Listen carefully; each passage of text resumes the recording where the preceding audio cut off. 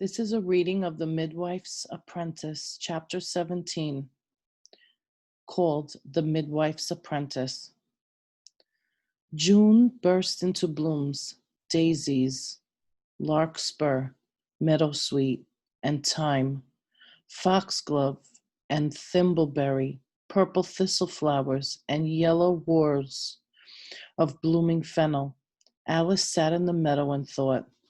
The rich merchant and his wife wished to take her back with them to Salisbury to care for their son and mayhap perform more miracles. He spoke temptingly of new shoes and a shrine.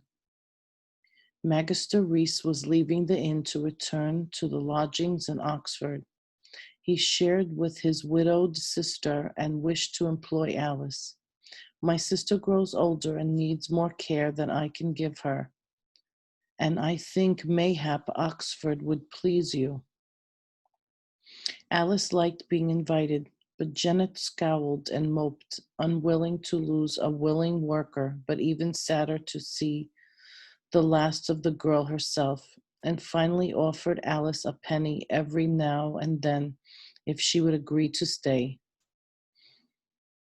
As she chewed on a grass, Alice smiled. For someone who had no place in the world, she had suddenly become someone with a surfeit of places.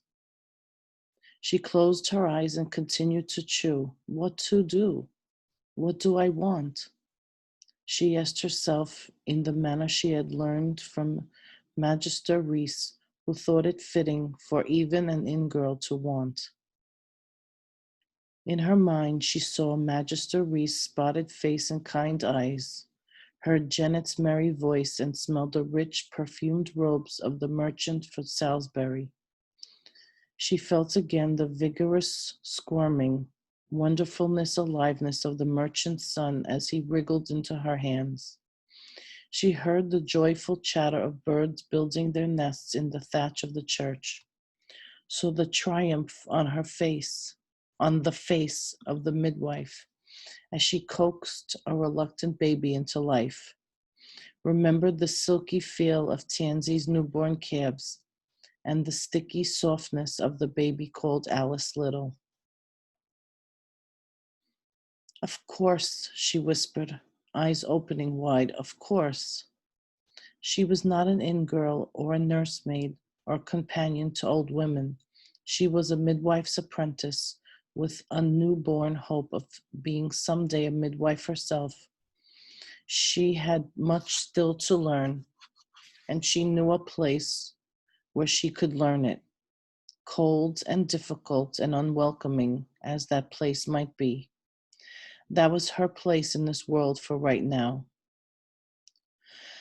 And though her belly would likely never be full, her heart was content.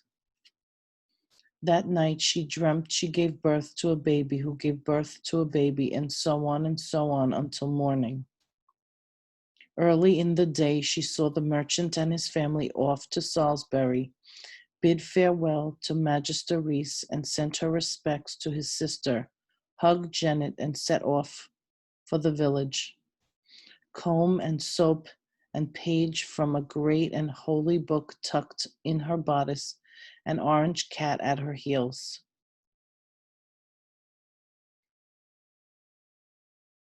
Not too long after this, the inn, which had been known simply as John Dark's place, came to be called the Cat and Cheese, marked by a great hanging sign of an orange cat with a morsel of cheese in his paw. Within a few years, no one remembered why, but so it is called to this day. As she swung along the village road, Alice, with good feelings tumbling about inside her, hummed, then tra-lod, and then sang, as loud and clear as a swan. Some of the words were without meaning, others just sounded right. Some of the words came from deep inside her and told her how she felt about life and hope and the road ahead. Come summer, come flowers, come sun, sang Alice. Purr, sang the cat. Alice knocked at the midwife's door, surprised at how the French roses had grown since she was last there. "Jane, I am back," she said to the frowning midwife. "I be a fine midwife's apprentice now. I know about babies and birthing, singing songs and cooking chickens, crying and laughing and reading." "Is that all?" asked Jane. "Are these not excellent things for a midwife's apprentice to know?" "They are indeed, but is that all?" "That is all, and I am here." But Jane would not have her. Alice stood before the cottage, eyes stinging and heart sore. She had not thought about this, had thought no further than knocking on Jane's door and being welcomed. But there it was. Jane would not have her. Before morning turned into afternoon, and the morning glories turned their faces from the sun, Alice, in despair and confusion, turned from the village, fearful that each step would take her once again over that invisible line that separated the village from the rest of the world. But the cat would not. "I know you do not wish to leave, cat, nor do I. But there is no place for me here. I have come back but failed. She will not have me." Purr laid himself down, tucked his front paws under the white spot on his chest, and looked at her with his gooseberry eyes. What then should I do? Alice sat down and listened to the humming of the bees and the purring of the cat. Suddenly she leapt to her feet. "Corpus bones, you are right, cat. Jane herself told me what she needed." Alice turned back again for the cottage, gathering comfrey leaves and raspberries and tiny wild strawberries in her skirt as she went. She marched up to the midwife's door and knocked firmly. "Jane Sharp, it is I, Alice, your apprentice. I have come back.